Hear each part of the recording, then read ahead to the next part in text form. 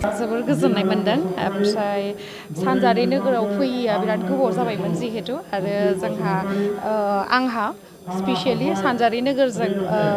गोबां माने मा होनो सोमोन्दो दङ जिहेतु बेवहाय उन्दैनिफ्रायनो फैनाय जिहेतु सर' दंखायो गोबाव जाबायमोन फैयैया खामानि सोलिगासिनो जिहेतु शुटिं सोलिगासिनो निउ इयारनि बेनि थाखायनो आरो लोगोसे नैबेयावहाय दिनै फैनो थाखाय खाबु मोननायनि थाखाय आं गावखौनो जोबोद गोजोननाय मोनदों आरो लोगोसे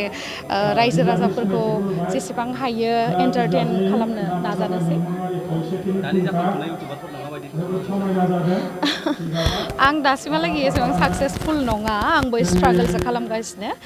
नाथाय आं जेसेबांखिनियाव सफैदों स' बेखिनियावहाय आं बेखौनो बुंनो सानो जे गोबां जोंहा दा बर'नि इउटुबारफोर ओंखारगासिनो गोदान स' डिमटिभेट जानाङा मालाबा भिउस डाउन फैयो होननानै गोबाङानो डिमटिभेट जानानै खामानिखौ गारो नाथाय गासैबो खामानियावनो हार्डवर्कखौ नांखागौ डेडिकेसन नांगौ स' बेखायनो भिउस खम फैदों बा साबस्क्राइबार जायाखै होननानै गोसोखौ डाउन खालामनो नाङा आरो जेब्लाबो